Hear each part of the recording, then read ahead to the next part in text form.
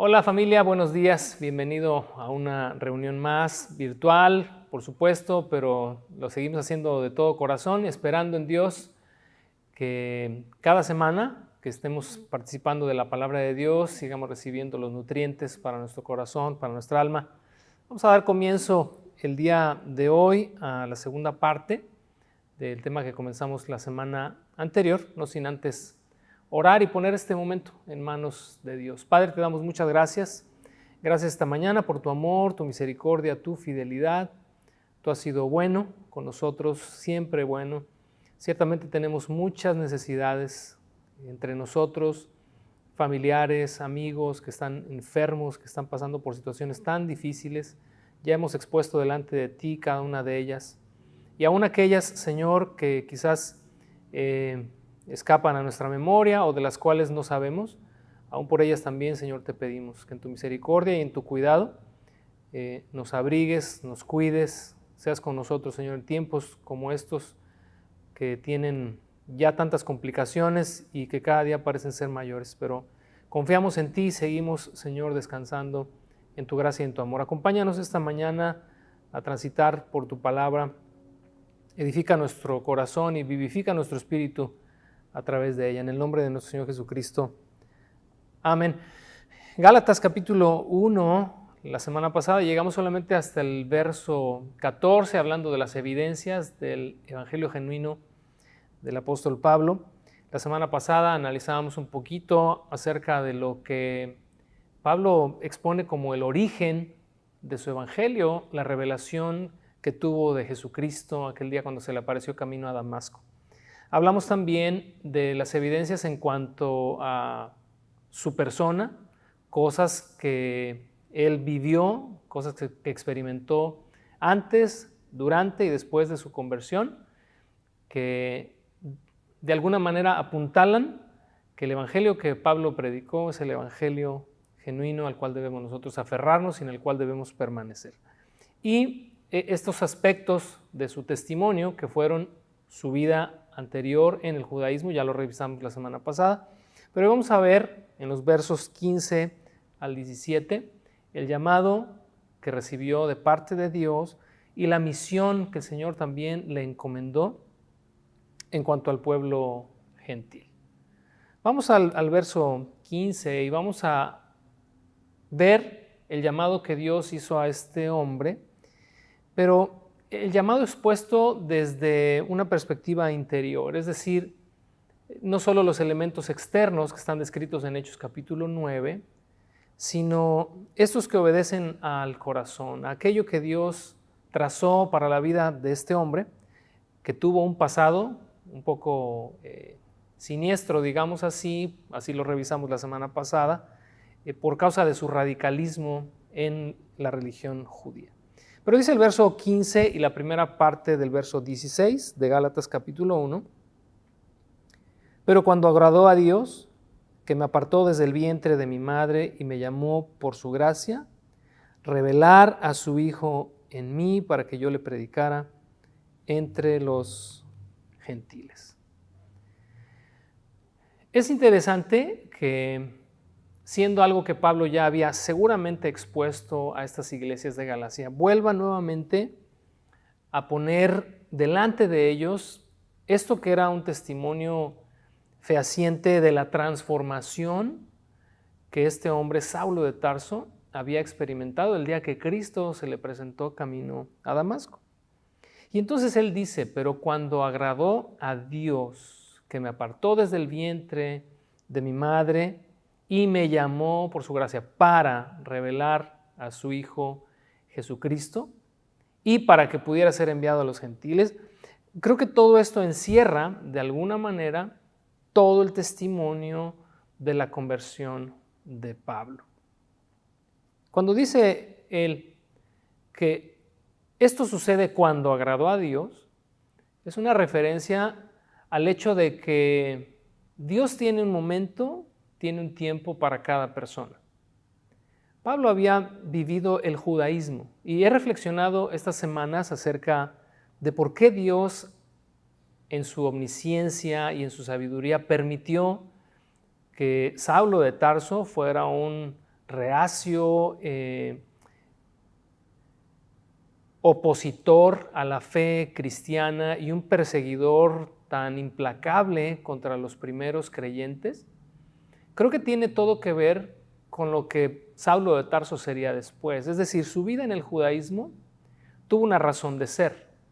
Así como cuando el Señor Jesús llamó a Pedro, llamó a Juan, que eran pescadores, este trasfondo cultural fue usado por el Señor para la obra a la que ellos fueron enviados. El hecho de que Pablo, en esta sabiduría divina, Dios le haya permitido transitar todos estos años o primeros años de su vida como un radical y como una persona, revisaba el día de ayer en un estudio que tenía con unos amigos, cómo Dios usó a este hombre de convicciones tan profundas, de convicciones tan extremas, pero tan firmes a la vez, y cómo traslada el apóstol Pablo, más bien Dios, cómo traslada esta personalidad de este hombre tan duro, tan cuadrado, digamos así, a la fe, y ahora en la fe, obviamente con un corazón muy, muy distinto, un corazón transformado, vino a ser un instrumento tan útil para el extendimiento del reino de los cielos. Y esa misma personalidad del apóstol Pablo, esta personalidad tajante que tenía en el judaísmo, también la presenta aquí en su carta a los Gálatas, por los temas que hemos ya estado revisando y los que revisaremos en el transcurrir de nuestra travesía por esta carta tan increíble. Pero su conversión sucede cuando a Dios le agradó, cuando Dios determinó que era el tiempo. Y me hizo también pensar en el hecho de que Dios ha trazado un tiempo para nosotros, trazó un tiempo para nosotros, para aquel momento en el que Cristo nos sería revelado. Y hay un tiempo también para ti, que quizás estás escuchando este mensaje y aún no has tenido un encuentro personal con Cristo. Hay un tiempo y hay un momento para ti. Por eso Pablo lo entiende y eso lo expone aquí, cuando agradó a Dios. Y continúa diciendo que me apartó desde el vientre de mi madre. Qué increíble que Pablo pueda entender y pueda ver su vida en el Evangelio, porque obviamente quiero recordarte que todo esto que estamos revisando y que Pablo está exponiendo es porque quiere establecer evidencia contundente de que el Evangelio que él ha predicado, ese es el tema central de la carta, lo recibió de Cristo, y que su apostolado es un apostolado genuino y que su conversión también es una conversión genuina. Cuando agradó a Dios, que me apartó, dice, desde el vientre de mi madre. Pablo entiende con toda claridad que él no fue llamado simplemente porque a Dios se le ocurrió en algún momento hacerlo. Dios le apartó desde el día que Pablo fue concebido. Por lo tanto, como te decía en un momento, permitió que durante todos esos años en los que Cristo todavía no le era revelado, toda esta experiencia, todo esto que Pablo fue acumulando, fue útil después en el ministerio del extendimiento del reino. Abro un paréntesis aquí para decirte que el contexto en el que tú viviste antes de Cristo, no lo consideres como tiempo perdido ni como experiencia que no sirve para nada. Seguramente Dios te permitió transitar por todo aquello que viviste, aún las malas experiencias, tus malas decisiones, pero también las buenas decisiones, las buenas experiencias, el aprendizaje de vida, tu profesión, tu oficio, todo lo que tú hayas sido, lo que Dios te haya permitido ser o hacer o desarrollar, va a ser útil en las manos del Señor ahora que has venido a conocer a Jesús y que Él se te ha revelado. Todo aquello va a ser muy útil, así que no lo tomes como experiencia sin valor. Pero continúa diciendo ahí en el verso 15, y me llamó por su gracia. El llamado de Pablo, así como el tuyo y el mío, no obedece a algo que Dios ve en nosotros y que es suficiente o que le es necesario para entonces llamarnos. Dios nos llama simplemente por gracia, por misericordia. Mira, ahí en Primera de Timoteo, capítulo 1, en los versos del 12 al 17, Pablo escribió lo siguiente: doy gracias a Dios que me fortaleció a Cristo Jesús nuestro Señor, porque me tuvo por fiel poniéndome en el ministerio, habiendo yo sido antes blasfemo, perseguidor e injuriador, mas fui recibido a misericordia, porque lo hice por ignorancia en incredulidad. Pero la gracia de nuestro Señor fue más abundante con la fe y el amor que es en Cristo Jesús. En otras palabras, el día que el Señor Jesús se le apareció a Pablo camino a Damasco, Hechos capítulo 9, fue llamado por gracia. Pablo era perseguidor, era un injuriador, aun cuando lo hizo en ignorancia, era alguien que estaba atentando contra el mismo reino de los cielos. Pero fue llamado por la pura gracia de Dios, porque había sido apartado desde el vientre de su madre, porque así le agradó a Dios. Esta evidencia del testimonio paulino, de la conversión de este hombre, tiene todo que ver con el peso de autoridad que tiene la carta a los Gálatas. Y me llama la atención aquí en el pasaje de 1 de Timoteo 1, que cuando dice, me tuvo por fiel poniéndome en el ministerio, me consideró digno de confianza. Así lo traducen otras versiones. Fíjate, este hombre que perseguía a la iglesia, ante los ojos del maestro, fue alguien digno de confianza y fue llamado para extender precisamente el reino de los cielos a través de su mensaje. Si lo hizo con Pablo y si lo ha hecho contigo, lo puede hacer entonces con cualquiera. Bueno, y regresando al verso 16 de Gálatas 1 y haciendo la conexión entre el inicio del verso 15 y el 16, pero cuando agradó a Dios revelar a su Hijo en mí, es la referencia precisamente al momento en el que Jesús se le presentó camino a Damasco. Porque, como revisamos ya en las Semillas en Casa durante esta semana pasada, este evangelio que a Pablo le ilumina y le cambia y le transforma la vida, surge a partir de que él conoce al Cristo resucitado. Y esto lo revisamos también en algunas citas, algunos pasajes la semana pasada, cuando él mismo dice, no he visto al Señor Jesús. Esta revelación de Cristo fue lo que vino a cambiar la vida del apóstol en un antes y en un después. Por eso él se refiere a esta revelación de la que refiere en el verso 12, revelación de Cristo, como conocer finalmente que aquel que él consideraba muerto estaba vivo y que cuando él perseguía a la iglesia le perseguía a él también. Revelación viene de la misma palabra griega apocalipsa, de donde tenemos, ¿verdad?, en nuestro libro último profético del Nuevo Testamento, el Apocalipsis, que significa revelación, y es quitar el velo, es develar algo, es sacar algo oculto a la luz. Y entonces en ese mismo sentido, dice, cuando agradó a Dios, verso 15, revelar a su Hijo en mí, es decir, como Pablo mismo lo refiere en otros pasajes, el misterio de Cristo. Dice, misterio que estuvo oculto por los siglos, pero ahora, dice, ha sido revelado y sacado a la luz por el Evangelio. Acompáñame a Hechos capítulo 9 y quiero que veamos brevemente este proceso de transformación en la vida de Pablo el día que Cristo se le presenta y cómo hay tanta similitud y es en realidad una analogía del momento en el que tú y yo venimos a Cristo y somos por Él transformados y somos por Él también iluminados y se nos revela finalmente el Evangelio por conocer a Cristo, por la obra del Espíritu Santo. También lo revisamos en Semillas en Casa. Pero mira, en Hechos capítulo 9, allá en el verso, vamos desde el verso 15, dice, el Señor le dijo, ve, está hablando a Ananías para que vaya a ver a Pablo, que está en casa de Judas y esperando recibir las instrucciones que el Señor le había dado.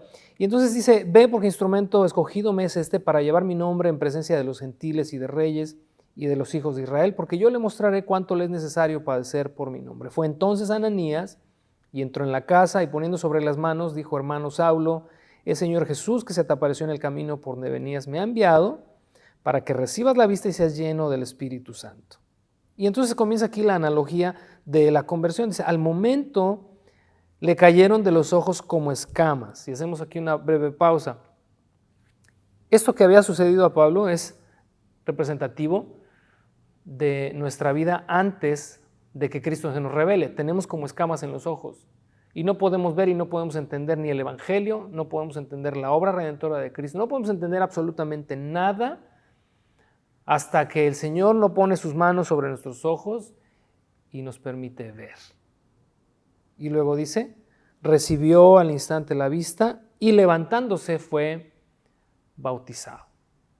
Luego entonces, habiendo tomado alimento, recobró fuerzas. Y entonces, si tú ves todo esto, es el momento de que Cristo se nos revela y cómo nosotros respondemos en el bautismo porque morimos con Él, resucitamos una vida nueva, tomamos alimento, que es la palabra, cobramos fuerzas y entonces dice el verso 20, enseguida predicaba a Cristo en las sinagogas diciendo que este era el Hijo de Dios. Qué maravillosa revelación y qué maravilloso trabajo del Espíritu en la vida de Él, en la vida nuestra y en la vida de todo aquel que viene al conocimiento del Evangelio a través de Cristo. Ahora, regresando a Gálatas y haciendo como un resumen de todo aquello, Pablo está hablando de su llamado. Volvemos a leer verso 15 y 16 para poder conectar con la segunda parte del verso 16. Dice, pero cuando agradó a Dios que me apartó desde el vientre de mi madre y me llamó por su gracia, revelar a su Hijo en mí, para que yo le predicase entre los gentiles, no consulté enseguida con carne y sangre. Bueno, ¿qué tenemos acá en este tercer elemento en cuanto a la experiencia de Pablo? Ya vimos la primera, es su vida religiosa, la segunda es su llamado y la tercera es la misión que le fue encomendada y una misión que le fue encomendada también por gracia. Ahora, aquí vamos a entrar en un tema poquito espinoso y digo porque te vuelvo a recordar, estamos revisando la carta a los Gálatas, número 1, porque necesitamos afianzarnos en la salvación por la fe y por la gracia solamente, sin las obras de la ley. Pero número 2, porque a la par estamos también exponiendo una defensa de este evangelio de fe ante este levantamiento, pues digamos, casi masivo y muy notorio de volver al judaísmo. Yo te he hablado en las últimas semanas de los modernos judaizantes y quizás ha sido un término un tanto ambiguo porque si has buscado por Google o te has tratado de documentar acerca de a quiénes me estoy refiriendo, pues judaizantes modernos pues quizás no encuentres mucha información. Pero me he referido, y hoy sí quiero decirte específicamente a qué movimiento me refiero, es un movimiento autodenominado Raíces Hebreas. Si buscas Raíces Hebreas, entonces sí, te vas a encontrar muchísima información y vas a entender un poquito más de lo que he estado hablando. Y quizás para muchos de nosotros sea más que claro que la misión del apóstol Pablo fue predicar a los gentiles y que los gentiles somos todos aquellos que no somos judíos o israelitas de sangre. Eso es algo que creo que es así de simple, así de sencillo y que no tendríamos necesidad de ahondar en lo que vamos a ahondar ahorita. Sin embargo, por causa de todo este furor que se está levantando, pues nos vemos en la necesidad de profundizar en esto. Mira, dice la segunda parte que el objetivo o la razón o el propósito de Dios en la vida de Saulo era que él le predicara, es decir, predicara a Cristo entre los gentiles. Y antes de hablarte de los gentiles, quiero hacer un breve comentario para que yo le predicase. Él le predicase, está haciendo referencia en predicar a Cristo, no predicar de Cristo, aunque pareciera que es lo mismo, pues no lo es, porque predicar a Cristo significa que el mensaje central del Evangelio es una persona. Hablamos de esto la semana pasada y la antepasada. El Evangelio es Jesús. En 1 Corintios el apóstol Pablo refiere que cuando llegó a esta iglesia de Corinto, se propuso no saber entre ellos a otra cosa, sino a Jesucristo y a este crucificado. Lo que acabamos también de leer en Hechos capítulo 9, cuando Pablo recobra la vista, dice, enseguida predicaba a Cristo en las sinagogas de ellos. Es decir, su mensaje central, de principio a fin en su ministerio, fue el Señor Jesús. Y lo vemos a través de todas sus cartas. Este movimiento del cual te hablo, este y cualquier movimiento que se levante y que su mensaje central sea otra cosa y no Cristo, diluye y distorsiona el Evangelio. Porque el Evangelio, quiero recordarte otra vez, es una persona. Obviamente es un mensaje, pero este mensaje es una persona. Esta buena noticia o este buen mensaje es una persona y se llama Cristo Jesús. Ahora, predicarle dice entre los gentiles. Como te decía, quizás para nosotros sea pues fácil entender a quiénes se está refiriendo. Sin embargo, este movimiento de raíces hebreas afirma que cuando el apóstol Pablo se refiere a los gentiles y su apostolado a los gentiles, y que también en los evangelios y en el resto del Nuevo Testamento, en realidad no se está refiriendo a gentes de otras naciones, sino que hace referencia a los israelitas, la casa de Israel, dispersa en el año 722 a.C. por los asirios. Ahora, pareciera que pues un cambio así o una interpretación así no generaría pues mayor problema o mayor complicación, pero déjame decirte que sí lo es, y sí lo hace, y es dañina, y es una enseñanza torcida, y es una enseñanza que distorsiona y diluye el mensaje del Evangelio por mucho. Quiero darte el contexto histórico de esto que acabo de mencionarte, de las casas del norte y la casa del sur, Israel y Judá. En el año 930, Roboam, hijo de Salomón, asciende al trono, y tú puedes leer en 2 de Crónicas capítulo 10, de hecho te pido que leas hoy mismo o mañana 2 de Crónicas capítulo 10 para que conozcas la historia, porque no te la voy a dar a detalle, pero algo sucede ahí, bajo el reinado de Roboam, que la nación de Israel, que estaba conformada por las 12 tribus de Israel, de las cuales ya hablamos también en el libro del Génesis, se dividen, se fractura la nación y se establece por denominación la casa de Israel y la casa de Judá. La casa de Israel conformada por 10 tribus y la casa de Judá conformada por 2 tribus, que fue la tribu de Judá y la tribu de Benjamín. A partir de ahí, si tú lees los libros de las crónicas, los libros de los reyes, te vas a encontrar que la historia va desarrollándose en las 2 casas. Y habla de un rey y dice, era tal rey sobre Israel en tal época, y un capítulo más adelante, y en Judá reinaba tal rey, y luego vuelve a hablarte de los reyes de Israel y luego de los reyes de Judá. La razón de manejar estas dos denominaciones de casa de Israel y casa de Judá es precisamente por lo que te acabo de citar, la división de la nación entera. Ahora, en el 722, Sargón II, rey de los asirios, invade Israel, las tribus del norte, la casa de Israel, y las lleva en cautiverio. Eso lo puedes leer en 2 de Reyes capítulo 17. Después de que las lleva, comienza a regresar a esta población de las tribus del norte que tenía como capital Samaria, empieza a regresar a judíos, pero también los mezcla con gentes de otras naciones. Eso da el conflicto que vemos en el Evangelio de Juan entre judíos y samaritanos, dice la Escritura, que no se hablaban, que no se llevaban, no tenían relación. Era precisamente porque los samaritanos eran estos israelitas ya con sangre mixta.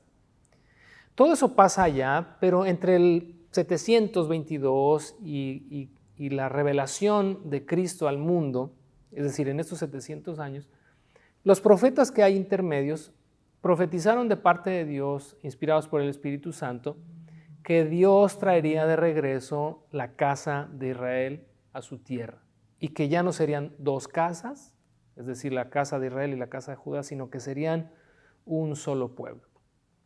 Creemos, por supuesto que creemos que esto va a suceder. No tenemos ningún problema con afirmar que las profecías que Ezequiel, que Jeremías, Amós, Abdías dijeron acerca del retorno de la casa de Israel a su tierra y de la unificación de las dos casas en una sola, se llevará a cabo. Por supuesto que lo afirmamos porque es palabra de Dios. Pero eso es una cosa muy distinta a suponer, como hace el movimiento de Raíces Hebreas, que los gentiles a los cuales Pablo fue enviado y que los gentiles a los cuales Jesús vino también no eran, o más bien son, la casa de Israel, las tribus dispersas en todo el mundo, porque también es una realidad y lo creemos, que cuando estas tribus fueron dispersas por los asirios no solamente en la tierra de Asiria, sino que fueron dispersados por todo el mundo. Y creo firmemente en mi corazón que hay muchos que no lo saben, pero que en su sangre corre sangre hebrea.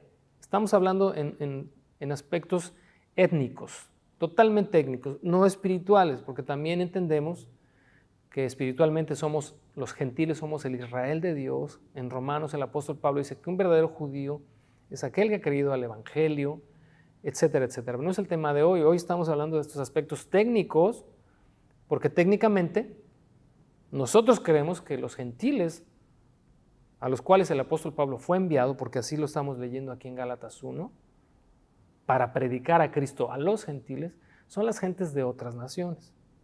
Ahora, en los evangelios y en las cartas de Pablo, el término israelita, hebreo o judío no tiene, y espero hoy poder refutar toda esta doctrina falsa, no tiene nada que ver con las casas de Israel, es decir, que cuando el Nuevo Testamento habla de un israelita se esté refiriendo a los de la casa de Israel, de las 10 tribus del norte, o que cuando se refiera a judíos se refiera específicamente a las 2 tribus del sur, porque es un término denominativo. ¿Qué significa esto? Que ya sea que seas, no que seas, pero que la Escritura esté hablando de un israelita, de un hebreo o de un judío, define a todo aquel que es de sangre descendiente de Abraham, y que cuando el Nuevo Testamento habla de un gentil, está específicamente hablando de una persona que no tiene sangre hebrea.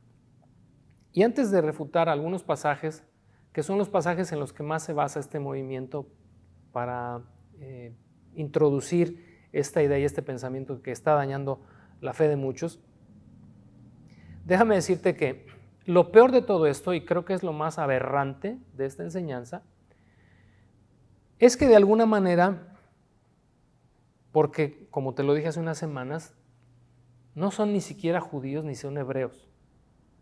Son personas de cualquier nacionalidad, mexicanos, norteamericanos, centroamericanos, de cualquier nacionalidad, que asumen, según la filosofía de este movimiento Raíces Hebreas, que son israelitas de sangre por deducción. Yo he, de alguna manera, llegado a esta conclusión de que se definen a sí mismos israelitas por deducción. ¿Por qué? Porque ellos aseguran que si tú crees en Cristo, esa es evidencia de que por tu sangre corre sangre hebrea.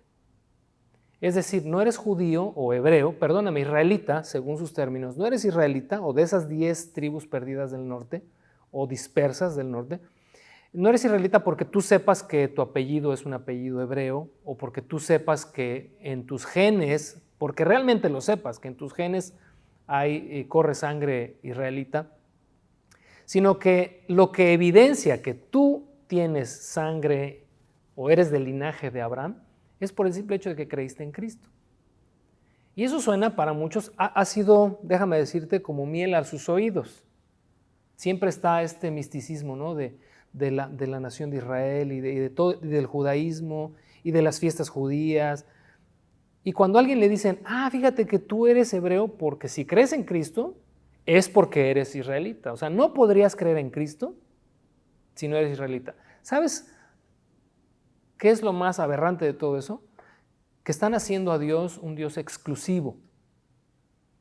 Porque, como dicen ellos, Dios no tiene pacto con los gentiles, con los que son gentiles. Dios tiene pacto solo con su pueblo. Y entonces, desde esa premisa y desde esa perspectiva, si por alguna razón, yo creo que es así, honestamente no creo que por mi sangre pase sangre hebrea, pero bueno, creo que no. Y creo que la mayoría de nosotros tenemos esa seguridad, tal vez de que no tenemos ni gota de sangre. Entonces quedo excluido. Cristo no vino a morir por mí. Su pacto, su evangelio, el apostolado de Pablo no fue para mí. Y que todos aquellos que hoy creen en Cristo es porque tienen sangre hebrea. Y mira, eso es de verdad hasta absurdo y creo que es una ofensa al sentido común. Porque imagínate si así fuera, hay creyentes dispersos en todo el mundo. Y yo me atrevería a decirte que cada familia tiene un primo, un tío por ahí que es creyente. Y ese primo o ese tío que tienes, que es creyente, si por sus venas corre sangre hebrea, si soy de su familia, también corre entonces por las mías. Y terminaríamos todos siendo hebreos. Desde esa perspectiva, déjame decirte que si hubiera forma de hacer un mapeo de cuántos creyentes hay en cada familia, y como todos tenemos alguien que es creyente, pues entonces todos somos hebreos. El 100% de la población del mundo es hebrea. Y eso es algo absurdo. Y eso creo que corrompe el evangelio en sus mismas bases. Quiero darte alguna refutación sobre los pasajes que se basan en ellos para estas afirmaciones. El primero está en Mateo, capítulo 10, versos 5 y 6. Quiero recordarte otra vez, antes de ir a estos 3 pasajes o 4 que te voy a mostrar, quiero recordarte que para este movimiento Raíces Hebreas, cuando la Escritura habla de israelita, ellos están conectando israelita con las tribus del norte que fueron dispersas en el siglo VIII antes de Cristo. Allá se remonta todo, esas tribus están perdidas, esas tribus, y eso sí es un hecho, esas tribus en los tiempos de Cristo pues siguen dispersas, o sea, siguen esparcidas por todo el mundo. La profecía que los profetas dieron de su regreso pues obviamente todavía no se cumple, pero en Mateo capítulo 10, versos 5 y 6, el Señor Jesús dice que envió a sus discípulos y les dio instrucciones diciendo: por camino de gentiles no vayáis, y en ciudad de samaritanos no entréis, sino id antes a las ovejas perdidas de la casa de Israel. Y yendo, predicad diciendo: el reino de los cielos se ha acercado. Y entonces aquí el movimiento Raíces Hebreas dice, ya ves, aquí dice que el evangelio, las buenas noticias serían predicadas única y exclusivamente para los israelitas. Por eso Jesús prohibió a sus discípulos que fueran por camino de gentiles y que entraran con los samaritanos. Y fíjate, ya de aquí nos encontramos una controversia, porque los samaritanos en realidad eran israelitas. Eran de las tribus del norte que habían sido llevadas por Sargón II y que habían sido regresadas y que se habían mezclado con gente de otros pueblos, pues eran la casa de Israel dispersa. Pero entonces ellos asumen que por el hecho de que Mateo escriba al final del verso 6, las ovejas perdidas de la casa de Israel, ellos afirman que el evangelio está siendo anunciado, o que Jesús está delegando a sus discípulos que solamente vayan y anuncien el evangelio a las ovejas perdidas de estas 10 tribus del norte. Si eso fuera así, pues también tenemos aquí, se puede refutar muy fácilmente. Yo espero que quienes han estado, sean de la congregación o no, pero quienes han estado metiéndose en este rollo, yo espero que regreses el video cuantas veces sea necesario y analices esto que te voy a decir. Si para ti que estás escuchándome esta información es como que no entiendes porque nunca habías escuchado de esto, pues entiéndelo, guárdalo en tu corazón, te puede servir mucho, más de lo que te imaginas el día de mañana. Pero ¿qué otra cosa tenemos aquí? Que Jesús en este momento está enviando a sus discípulos literalmente a ir y predicar el Evangelio, pero cuando dice la casa de Israel, ¿cómo pudiera Jesús estar enviando en ese momento? Porque no es la misión futura, es la misión presente, es decir, en ese momento. Este pasaje, el pasaje de Mateo 10, tiene un pasaje alterno o tiene en los evangelios sinópticos, tiene también la misma historia, la tiene en Marcos capítulo 6, versos 7 al 13, y la tiene también en Lucas capítulo 9, del 1 al 6, donde dice con mayor claridad que esta misión que Jesús les dio era para el momento. No les está diciendo lo que tenían que hacer una vez que Jesús ascendiera a los cielos. Era la misión del momento, y en el momento es, ciertamente, no vayan ni por camino de gentiles, ni entren con los samaritanos. Vayan primero a las ovejas perdidas de la casa de Israel. Pero Jesús, cuando está diciendo la casa de Israel, no está haciendo referencia a estas 10 tribus del norte, está haciendo referencia a, como te decía hace un momento, a la casa de Israel en general, indistintamente de qué tribu era, si era de la tribu del norte o era de la tribu del sur. ¿Por qué?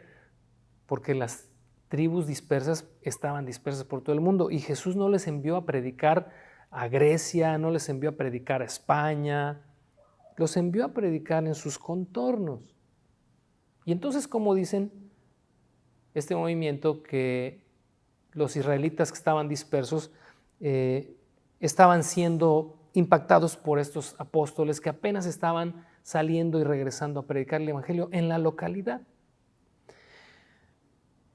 En Mateo capítulo 15, avanzamos un poquito, unas páginas nada más, tenemos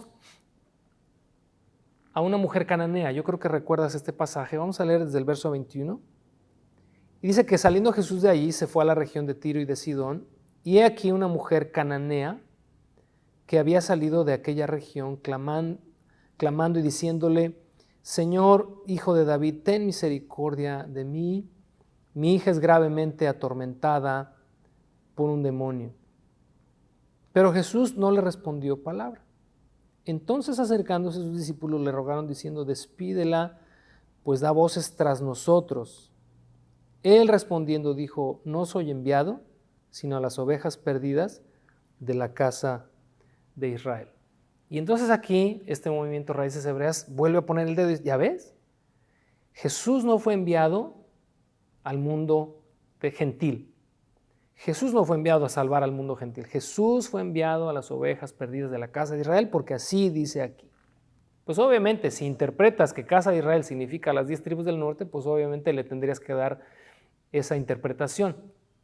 Pero como dijimos hace un momento, en el Nuevo Testamento, israelita, judío, hebreo, es simplemente cualquiera de las 12 tribus. ¿Por qué digo esto? ¿Y por qué también es fácil refutar este punto? Porque si Jesús estuviera refiriendo a que no fue enviado sino a las ovejas perdidas de la casa de Israel, no solamente estaría excluyendo a los gentiles, sino que también estaría excluyendo a la casa de Judá, es decir, a las tribus del sur. Porque cuando dice, no fui enviado sino a las ovejas perdidas de la casa de Israel, pues desde la perspectiva de Raíces Hebreas, se tendría que también entonces dar por sentado que esa inclusión o esa inclusión de solamente estas tribus excluye también no solo a los gentiles, sino también a la casa de Judá. Y eso no, obviamente eso no tiene ningún sentido. Cuando dice que vino a las ovejas perdidas de la casa de Israel, es porque está hablando de cualquier israelita indistintamente de cuál sea su tribu, a la tribu a la que pertenezca. Y sí es cierto que primeramente Jesús fue enviado a su pueblo. Juan capítulo 1 dice: a lo suyo vino y los suyos no lo recibieron, mas a todos los que le recibieron, a los que creen en su nombre les dio potestad de ser hechos hijos de Dios, los cuales no son engendrados de sangre y carne, sino por voluntad de Dios.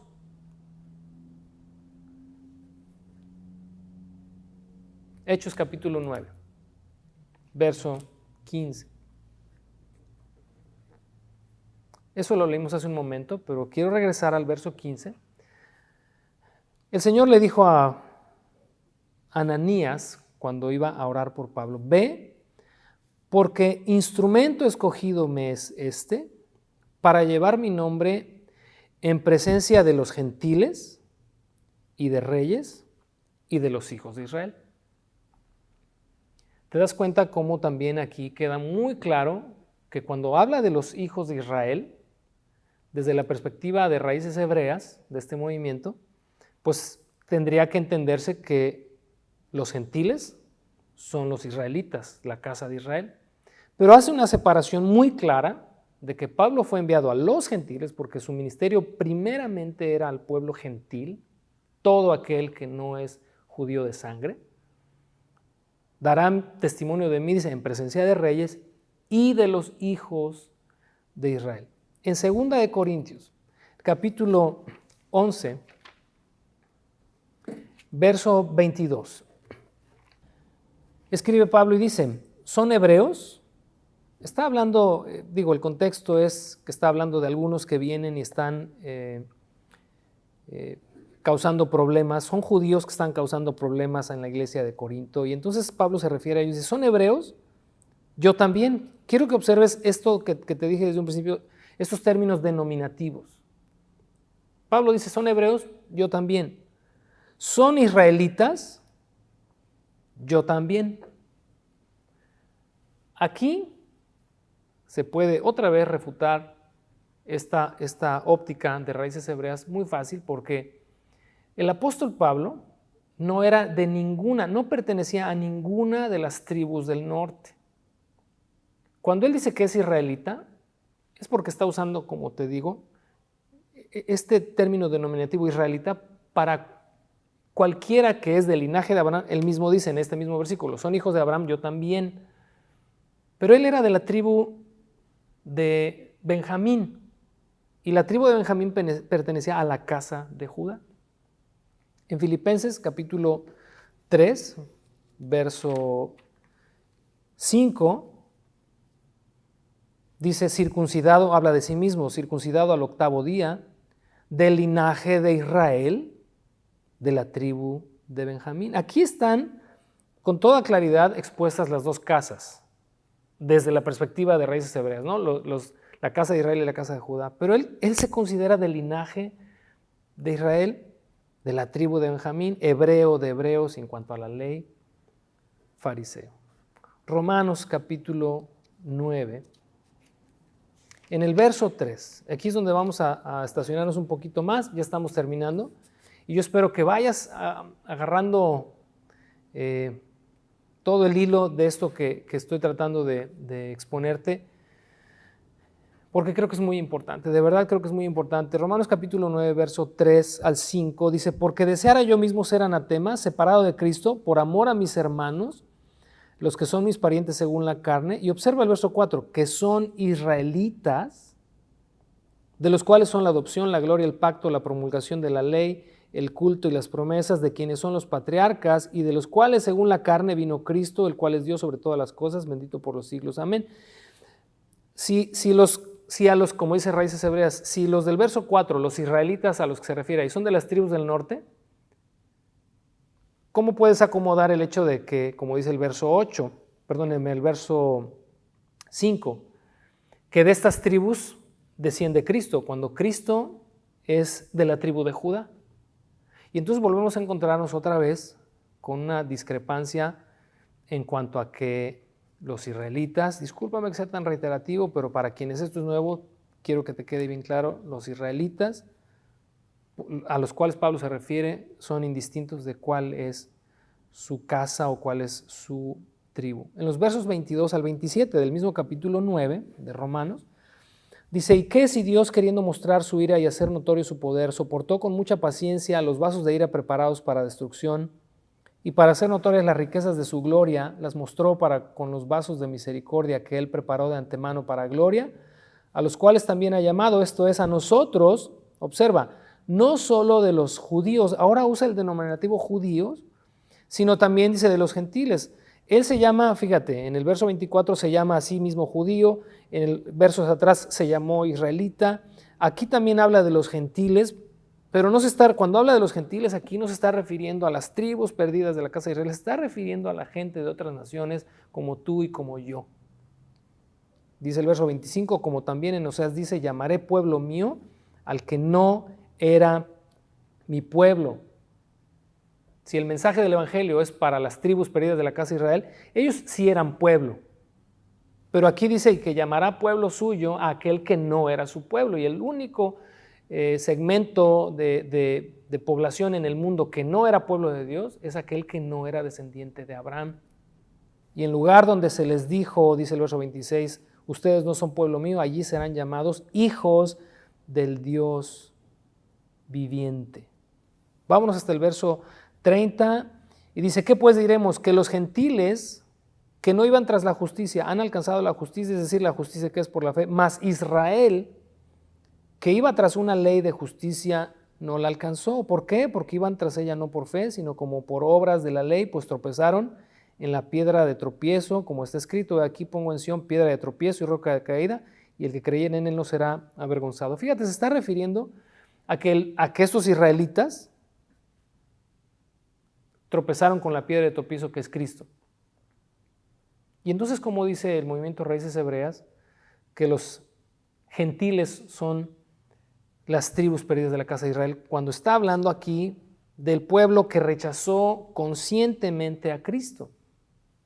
Espero que estés yendo conmigo en todo esto.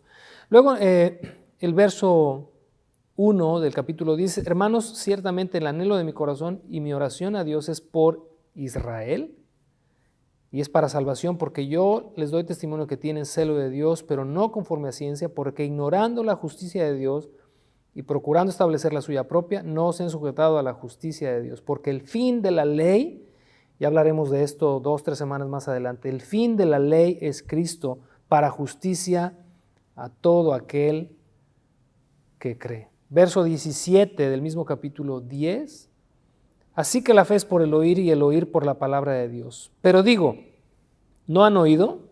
Antes bien, por toda la tierra ha salido la voz de ellos y hasta los fines de la tierra sus palabras. También digo, ¿no ha conocido esto Israel? Primeramente Moisés dice, yo los provocaré a celos con un pueblo que no es pueblo, con un pueblo insensato los provocaré a ira. E Isaías dice resueltamente, fui hallado de los que no me buscaban, me manifesté a los que no preguntaban por mí. Pero acerca de Israel dice, quiero que observes que cuando Pablo está hablando de los gentiles, está hablando de aquellos que ignoramos que hay un Dios en los cielos y que formó una historia con un pueblo llamado el pueblo de Israel. Yo no entiendo de verdad, y por más que trato de encontrar cómo pueden justificar todo esto de lo que te estoy hablando, no lo entiendo, pero me asombra mucho que son tantos los creyentes y creyentes de años que están yendo tras esto, y precisamente se llama este movimiento que no tiene más de 40, 50 años, que se llama Raíces Hebreas, porque tienes que encontrar tu raíz hebrea. Si tú crees en Cristo es porque eres hebreo y tienes que conectarte con tus raíces, y tienes que guardar la ley, y tienes que guardar las fiestas, y tienes que comer los alimentos que come el pueblo de Israel, porque tú eres israelita. Está más torcido, de verdad, que un árbol chueco. Bueno, terminamos leyendo el capítulo 11, verso 1. Dice, digo pues, ¿ha desechado Dios a su pueblo? En ninguna manera, porque también, y volvemos a lo mismo, yo soy israelita de la descendencia de Abraham, de la tribu de Benjamín. Luego en el verso 11 al 16, digo pues, ¿han tropezado los de Israel para que cayeran? En ninguna manera, pero por su transgresión vino la salvación a los gentiles. Quiero que vuelvas a observar aquí, por favor, que hace una diferencia entre Israel y el pueblo gentil. Los gentiles referidos por el apóstol Pablo, a los cuales Jesús le envió, no son la casa o las ovejas perdidas de la casa de Israel. Dice, para provocarlos a ellos a celos, y si su transgresión es la riqueza del mundo y su defección la riqueza de los gentiles, ¿cuánto más será su plena restauración? Porque a ustedes hablo gentiles. Por cuanto yo soy apóstol a los gentiles, honro mi ministerio por si en alguna manera pueda provocar a celos a los de mi sangre. ¿Cuáles son los de su sangre? Verso 1, también yo soy israelita de la descendencia de Abraham, de la tribu de Benjamín. y hacer salvos a algunos de ellos, porque si su exclusión es la reconciliación del mundo, ¿qué será su admisión sino vida de entre los muertos? Cuando yo escuché por primera vez, y con esto quiero terminar, este movimiento de raíces hebreas y comencé a ver su alcance y comencé a ver con mucha tristeza que son muchos, hasta personas que conozco, que se han volcado con todo su corazón y con toda su alma a esta doctrina tan torcida. Me quedé, lo primero que me vino a la mente y que me hace de verdad que me hierva la sangre es, ¿dónde queda Juan 3:16, que es el mensaje de salvación para todo aquel que cree? Porque de tal manera amó Dios al mundo, que dio a su Hijo unigénito, para que todo aquel que en Él crea no se pierda, mas tenga vida eterna. ¿Qué hacen estos que pretenden volver a cosas que no entienden, a cosas que no saben? De verdad, me apena, me duele, me entristece que si hoy la salvación es gratuita, es por gracia, es solamente por la fe en Jesucristo, Él es nuestra única esperanza de salvación, ¿cómo pretendemos regresar a algo de lo cual Dios sacó a un pueblo o pretende sacar a un pueblo, y nosotros que ni siquiera sangre de ese pueblo tenemos, pretendemos injertarnos en algo, pues ya no sé ni cómo decirte, de lo que no somos ajenos, porque la Escritura también nos llama a identificarnos con Israel, a amar a este pueblo, pero una cosa es identificarnos con este pueblo y otra es identificarnos como este pueblo. Entendamos, somos el Israel espiritual de Dios. Somos judíos, no de sangre, a menos de que estés convencido que lo eres de sangre, pero somos judíos no de sangre, somos judíos en el espíritu. La epístola a los Romanos habla a detalle de todo eso y cómo me encantaría tener tiempo para explicártelo así con peras y manzanas. Pero ahí te dejo estos capítulos que leímos, pues ahora sí que abuelo de pájaro, profundiza en ellos y entendamos esto que leímos allá en Gálatas capítulo 1, que cuando el apóstol Pablo dijo que el Señor le recibió por gracia y le envió a predicarle entre los gentiles, como leímos acá en Romanos, dice, honro mi ministerio, por lo tanto, el evangelio fue anunciado y sigue siendo anunciado a aquellos que estábamos alejados de la ciudadanía de Dios y de sus pactos y hemos sido llamados a ser, junto con el pueblo de Israel creyente, un solo pueblo. Ojalá lo entendamos y lo podamos discernir por el Espíritu. Que Dios te bendiga. Espero que, y vamos por eso en bloques chiquitos, espero que en las próximas semanas podamos ir todavía rascando un poquito más acerca de esto. Te animo, te exhorto, intégrate a una semilla en casa, porque si hay cosas que aquí no te quedan claras, para eso son precisamente los grupos en los hogares. Que Dios te bendiga. Nos vemos la próxima semana. Nos gustaría invitarte a revisar algunos puntos que se mostraron durante la reunión. Participa en la siguiente trivia y reafirma así tus conocimientos. La causa por la que Pablo fue llamado al ministerio se debió a su conocimiento profundo del judaísmo, b. la firmeza de sus convicciones, c. la gracia de Dios.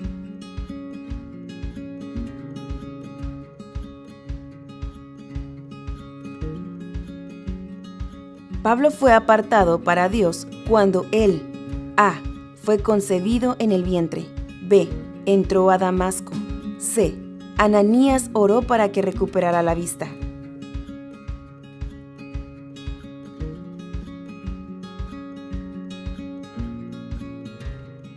El mensaje que Pablo proclamó era esencialmente a. volver a la ley, b. Cristo, c. su testimonio.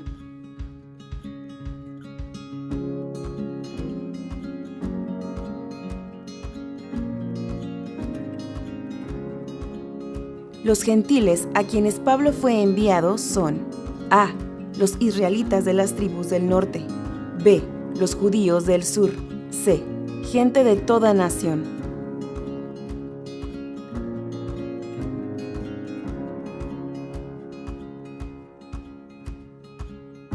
hebreo, israelita o judío son un denominativo de A.